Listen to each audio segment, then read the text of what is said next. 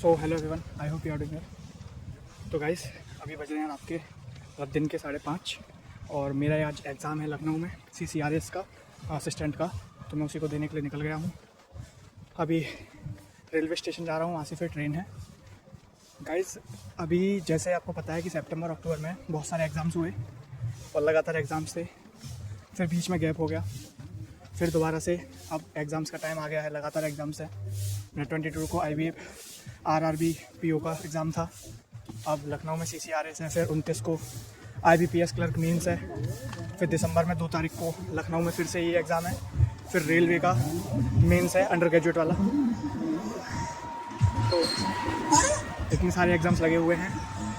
ये वीडियो मैं गाइस इसलिए बना रहा हूँ क्योंकि रास्ते पे चलते चलते मेरे को कुछ पुरानी चीज़ें क्लिक हुई दिमाग में जो मैं आपके साथ शेयर करना चाहता हूँ।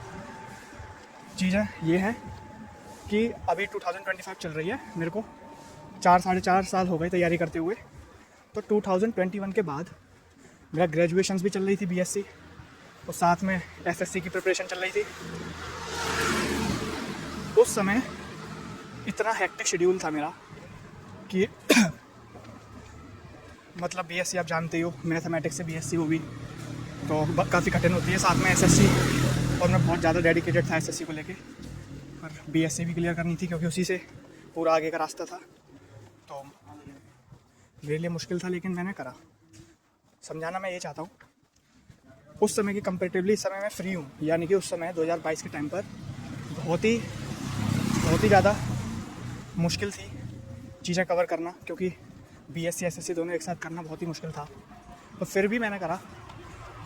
कम से कम 12 से 13 घंटे में डेली पढ़ता था और पढ़ लेता था। अभी तो ये मान लो अगर लास्ट 1 साल से जितना मैं पढ़ाई 2022 में करता था उसका लगभग 65-70% ही कर रहा हूँ। लेकिन फिर भी अगर मैं कोई एग्ज़ाम दे रहा हूँ प्रीलिम्स के ओरिएंटेड तो वो क्लियर हो जाते हैं। तो मेरे दिमाग में ये आया, मैंने इस चीज़ को समझा कि आपने अगर कुछ भी चीज़ें पहले कर रखी हैं तो वो चीज़ें कहीं ना कहीं आपकी एक्यूमुलेट हो गई हैं सबकॉन्शियस माइंड में, जिसकी वजह से आप अगर अभी उस चीज़ को नहीं कर रहे हो फिर भी बहुत चांसेस है कि वो चीज़ आपकी ब्रेन रिटेन कर लेता है अगर आप थोड़ा सा भी उसको रिवाइज़ करते हो। तो हम कहते हैं ना कि कोई भी चीज़ें हम कर रहे हैं उसका कोई भी एडवांटेज नहीं मिल रहा, एक दिन मिलता है। अभी मुझे भी नहीं मिला है, पर मैं प्रीलिम्स को देख के एक आइडिया लगा सकता हूँ कि ऐसे सारी चीज़ें आपको देखने को अपनी लाइफ में मिलेंगी जिसमें कि पुरानी जो भी चीज़ें आपने हार्डवर्क करे हैं वो एक साथ एक्यूमुलेट होंगे और आपको कोई ना कोई बढ़िया सा रिजल्ट देंगे। तो इस वाले मैसेज को मेरे को याद रखना। जितना भी आपको पता है लाइफ में ऐसे बहुत सारे फेजेस आते हैं जहाँ पर ऐसी बातों का करना बहुत ज़रूरी हो जाता है। तो मैं आपको समझा रहा हूँ अपने एक्सपीरियंस से। SSC का छात्र हूँ, लेकिन बैंक के prelims, IBAC IO exam, railway सारे एग्ज़ाम जो हैं इनके प्रीलिम्स मेरे क्लियर हैं, जबकि मेरी तैयारी SSC ओरिएंटेड थी। और वो भी तब जब मैं अपना आउटपुट का मतलब अपने स्ट्रेंथ का मैं सिर्फ 70% यूज़ कर रहा हूँ।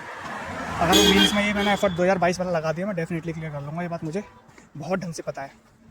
तो इस बात को आप भी समझिए। जो भी चीज़ें आपने पढ़ी हैं पुराने टाइम से आप पढ़ते हुए आ रहे हो वो कहीं ना कहीं आपके सबकॉन्शियस माइंड में है।